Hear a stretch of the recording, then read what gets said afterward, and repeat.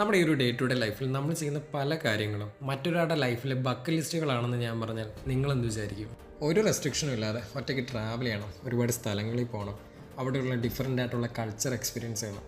എന്തിനേറെ പറയാം, രാത്രി സമയങ്ങളിൽ മൈൻഡൊന്നും ഓക്കെ ആയില്ല, കുറച്ച് സ്ട്രെസ്സാണ്, ബീച്ചിലൊന്ന് പോയി കുറച്ച് ടൈം സ്പെൻഡ് ചെയ്യാനും അല്ലെങ്കിൽ അതിൻ്റെ തീരത്തോടൊന്ന് നടക്കാനും ഇപ്പോഴും ഇതൊക്കെ ഒരു ബക്ക് ലിസ്റ്റായി കാണുന്ന പല ആൾക്കാരും നമ്മുടെ ഇടയിലുണ്ട്. ഒരു പെൺകുട്ടിയെ അപേക്ഷിച്ച് രാത്രി ബീച്ചിൽ പോകാമെന്ന് പറയുന്നത് എപ്പോഴും പോസിബിൾ ആയിട്ടുള്ള ഒരു കാര്യമല്ല. അതുപോലെ പെട്ടെന്നൊരു ദിവസം ഞാൻ ബൈക്ക് കൊടുത്ത് ലോകം മൊത്തം പോയി വരാമെന്ന് പറഞ്ഞ് പാരൻസിനോട് പറഞ്ഞാൽ അവരൊരിക്കലും അത് ആക്സെപ്റ്റ് ചെയ്യണമെന്നില്ല.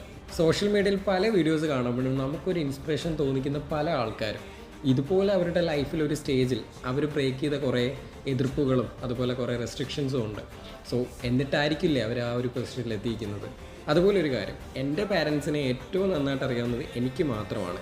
ഞാൻ തന്നെയാണ് എൻ്റെ ബക്കറ്റ് ലിസ്റ്റ് കംപ്ലീറ്റ് ചെയ്യാനുള്ള വഴികളും കണ്ടെത്തേണ്ടത്. ഒരു എക്സാമ്പിൾ പറഞ്ഞാൽ, ഇപ്പം ഒരുപാട് ദൂരം ട്രാവൽ ചെയ്യുന്നതാണ് അവരുടെ പേടിയെങ്കിൽ ഉറപ്പായിട്ടും ആ ഒരു പേടിയെ നമുക്ക് കൺവേർട്ട് ചെയ്ത് അവിടെ ഒരു കോൺഫിഡൻസ് അല്ലെങ്കിൽ ഒരു ട്രസ്റ്റ് നമ്മളിവിടെ ക്രിയേറ്റ് ചെയ്യണം. ഇപ്പം ആദ്യം ഒരു 100 കിലോമീറ്റർ ട്രാവൽ ചെയ്യുന്നു, എന്നിട്ട് സേഫായിട്ട് തിരിച്ചു വരുന്നു.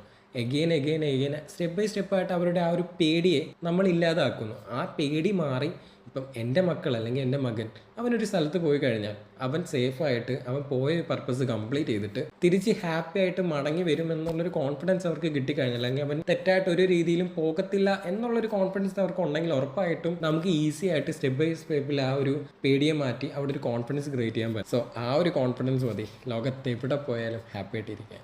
സോ എന്താണ് നിങ്ങളുടെ അഭിപ്രായം?